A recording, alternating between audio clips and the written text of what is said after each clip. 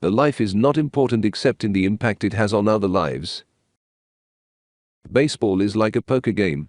Nobody wants to quit when he's losing. Nobody wants you to quit when you're ahead. A new breed of Republicans has taken over the GOP. It is a new breed which is seeking to sell to Americans a doctrine which is as old as mankind, the doctrine of racial division, the doctrine of racial prejudice, the doctrine of white supremacy. Many people resented my impatience and honesty, but I never cared about acceptance as much as I cared about respect. During my life, I have had a few nightmares which happened to me while I was wide awake.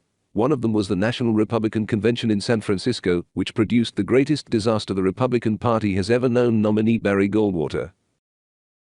It kills me to lose. If I'm a troublemaker, and I don't think that my temper makes me one, then it's because I can't stand losing. That's the way I am about winning. All I ever wanted to do was finish first.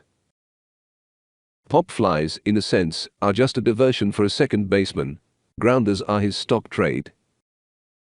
I think if we go back and check our record, the Negro has proven beyond a doubt that we have been more than patient in seeking our rights as American citizens. I want everybody to understand that I am an American Negro first before I am a member of any political party.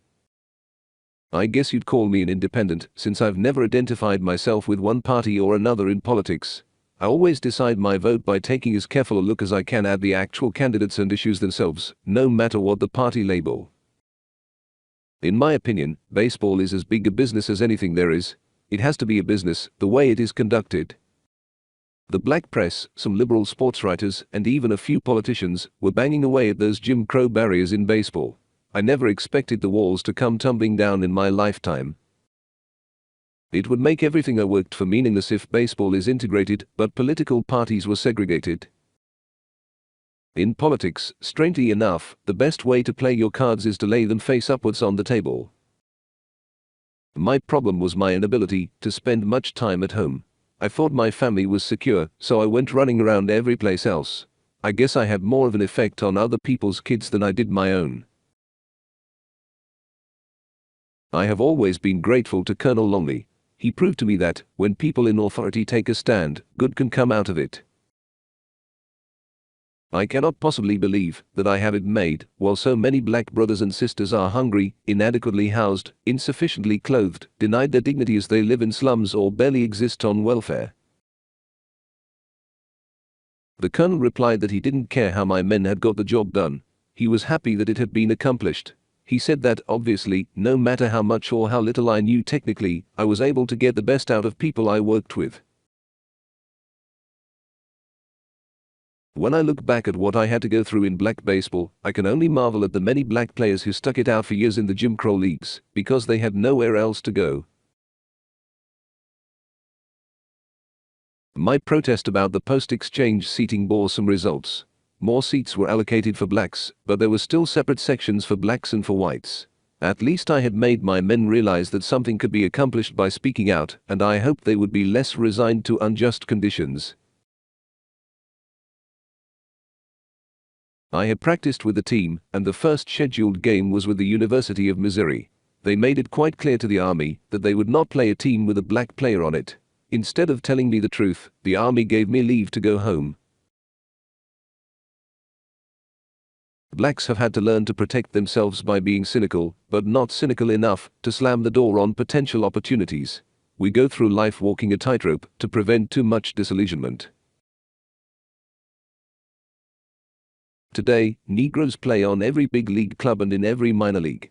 With millions of other Negroes in other walks of life, we are willing to stand up and be counted for what we believe in.